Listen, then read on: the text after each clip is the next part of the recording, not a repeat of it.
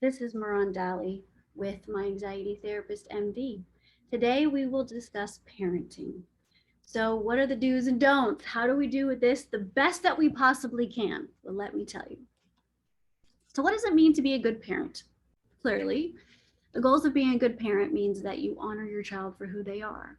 You teach them how to get along in the world, preparing them the best that you can. You teach that above all, you support them.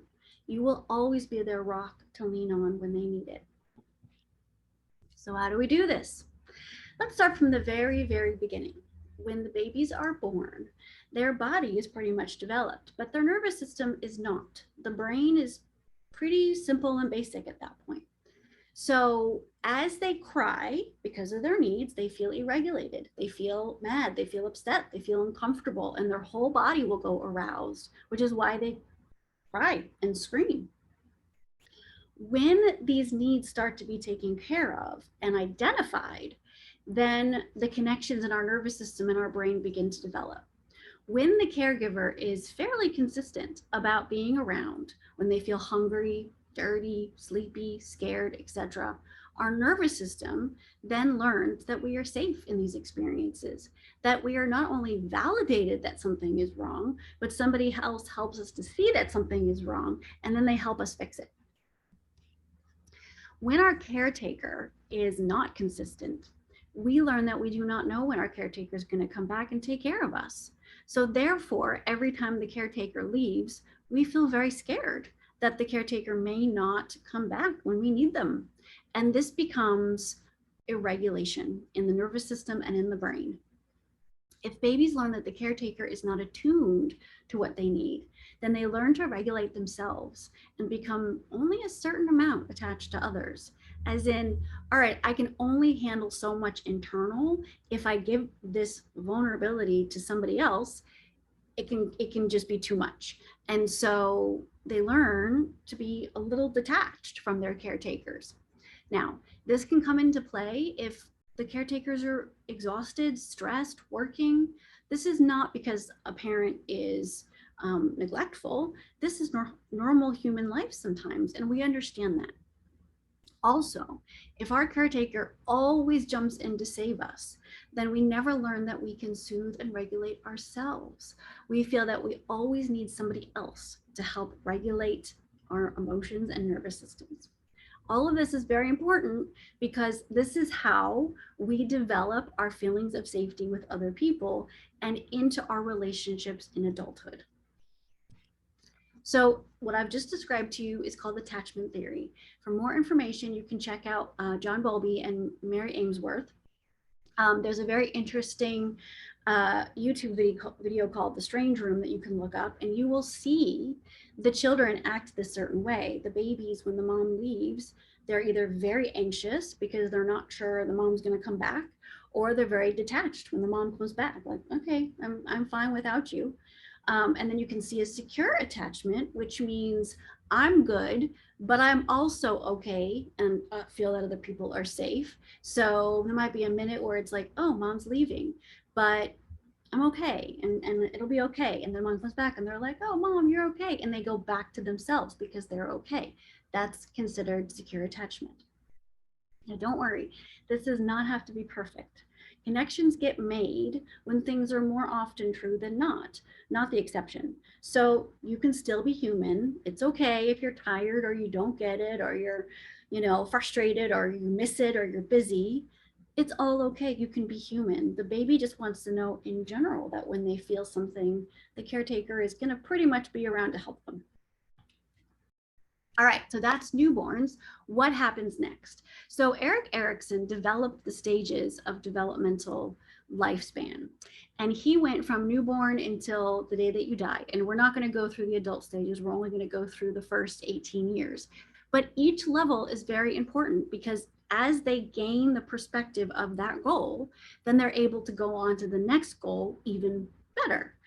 If they don't, they can get stuck and have anxiety or have negative coping mechanisms or whatever it is, feeling that they're not good enough as they go into this next stage. So these stages are pretty important. So of course, newborn to 18 months, like you've just talked about, is the learn to trust the caretakers. If they can't, they learn that that caretakers and other people are not trustworthy. 2 to 3 years is where they learn autonomy, their own sense of control. And yes, this is with potty training as well, that they can choose when it comes out and where, and that they can get up and they can stand up and they can start walking and they can go get the ball if they want to. 3 to 5 is exploration. So they need to learn that they can control their own environment. This leads to their sense of purpose, as in, I go play with somebody else, I'm smiling and having fun, they have fun with me. Okay, that's good.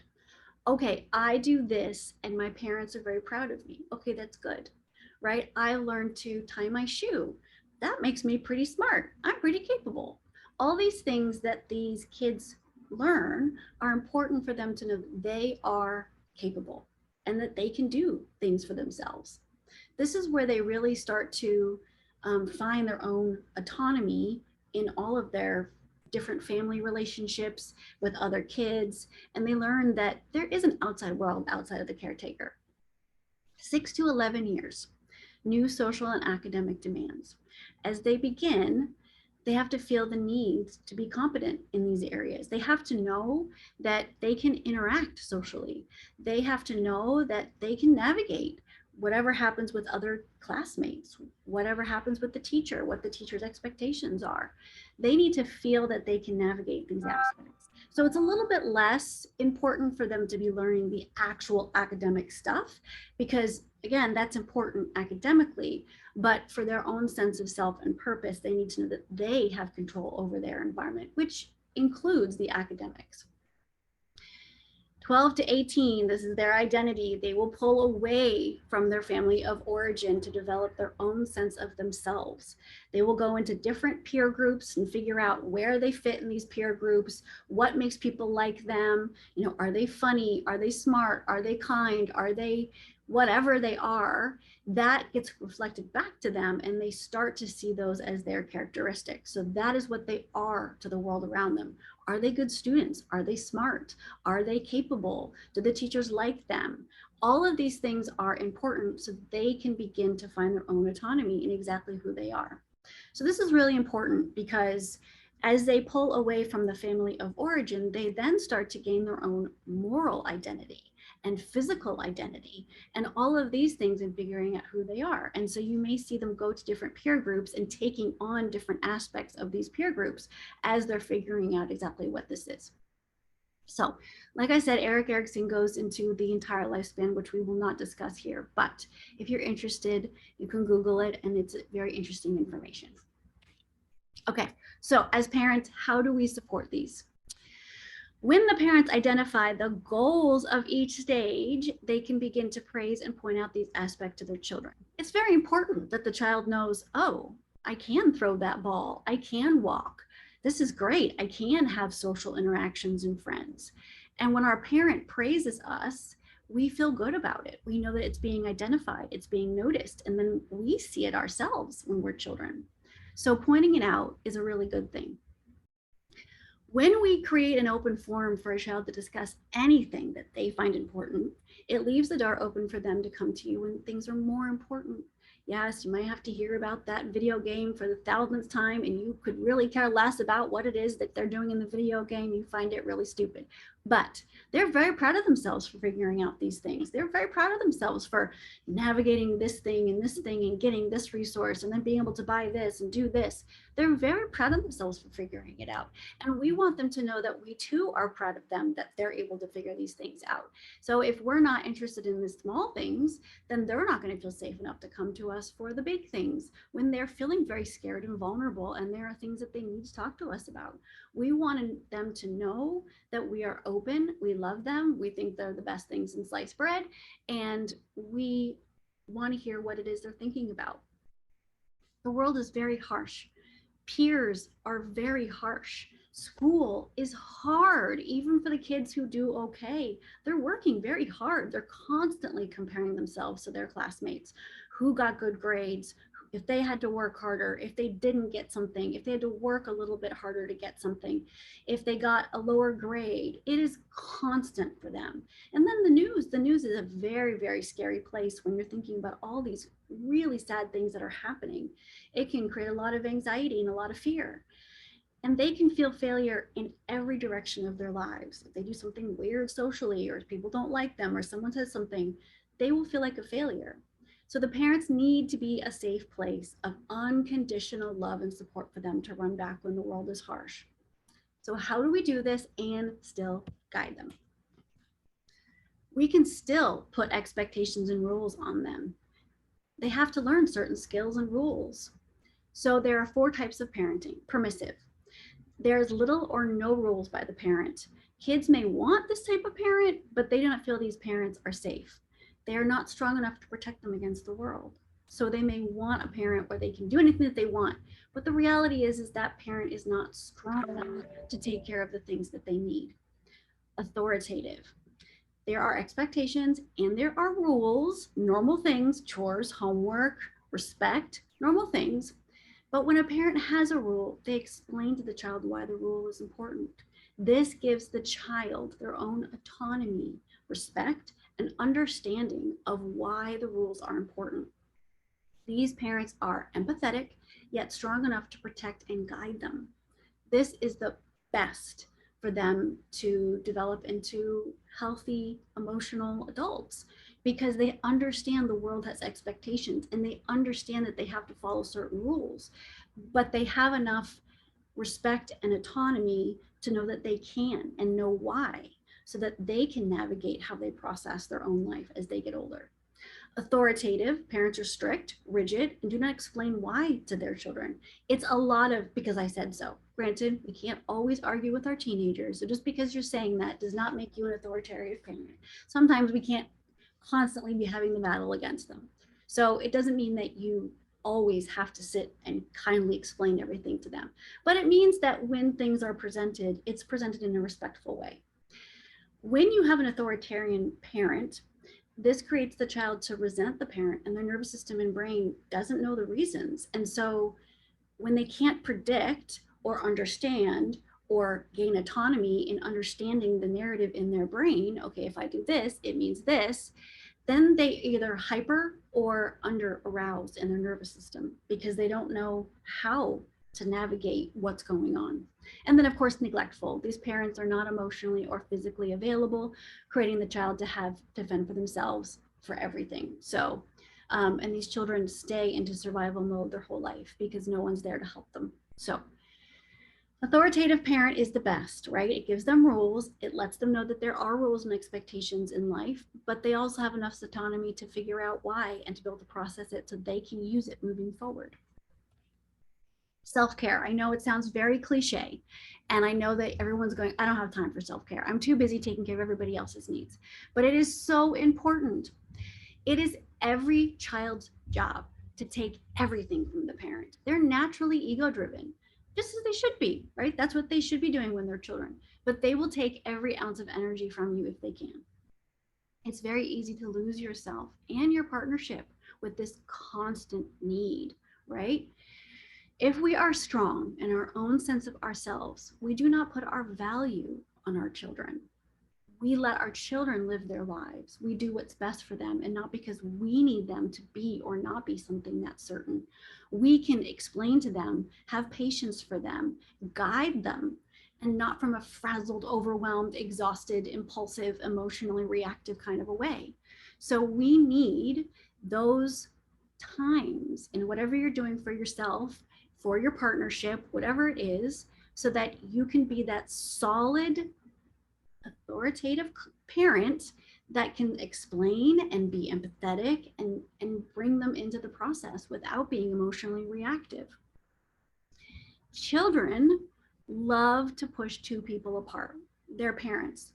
They would love to get their way. But the reality is if they ever see their parents fighting or in conflict, it makes them very anxious and very scared. And so you want to know that you're a unit together. It actually helps them to feel that their family as a system is solid. If they see two parents really fighting about something, then they worry about a division, emotional division, if not physical. So it can really make them very anxious and very upset if they see two parents that are not connecting. So it's very important to take that time to continue to build your partnership, your relationship, your marriage, whatever it is.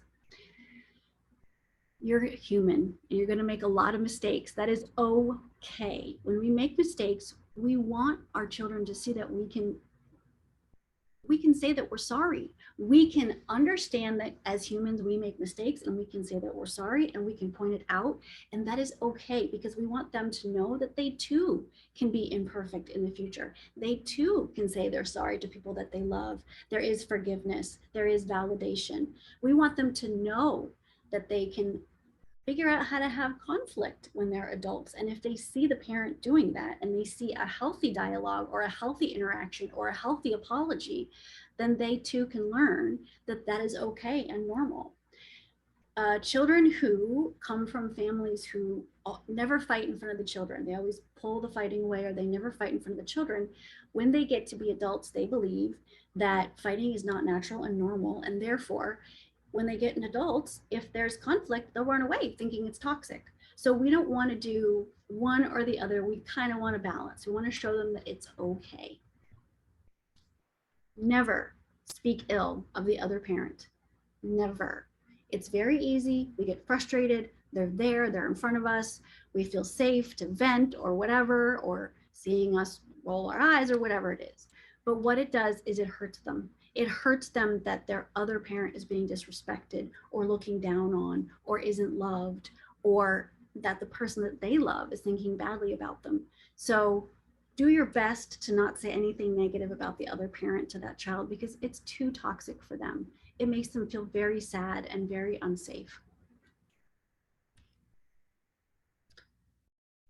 So they will likely make you feel very guilty as you do these self-care things. They're going to possibly feel abandoned in these moments if you choose to do something or do with somebody else over them.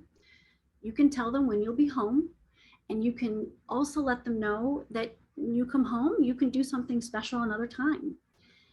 If they know that you care and they know that you're thinking of them, then they will, on the other end of the feelings of abandonment, realize that they were not abandoned, that they were loved, and that it's okay. So they might make you feel really guilty, and that is okay as long as you are bringing them back into the fold and you are telling them, I'll be back in a couple of hours, we'll do something special tomorrow, whatever it is. Then they feel as included as they can. And then they don't feel abandoned because they know that you'll be back. So it also helps them to let them know that you're okay. We want them to see you living your own life, because when they have to leave the house, they're not anxious for you. They are okay knowing that, oh, she's okay. I mean, they might not like it in the moment, but when they want to go see their friends, or they go off to college, or they have school or social events, they're not going to feel like you're sad at home, missing them, having a hard time. So you want them to see that you too are autonomous, so they can live their own lives. And if you're feeling sad and this is jarring for you in any way, which is normal, pretend that you're okay, because if they feel guilty, if you feel at all sad, they will feel very guilty, and that will stay with them. So do your best to act as safe and okay as possible in those moments. So your child just needs to know that you love them unconditionally. The world will teach them every lesson plus some that they need to know. When you tell them why, they can understand it, learn it, and use it as adults for themselves. When they feel secure enough in themselves, they go on to have fulfilling relationships, careers, social lives, and everything. You can be human. Each moment is not so serious that you can't mess up a lot. Apologize, and mostly just listen to what they need. You don't always have to agree or enjoy what they're discussing, but you are leaving the door open for when they have to say something that is important. So I hope that was helpful. Until next time, bye.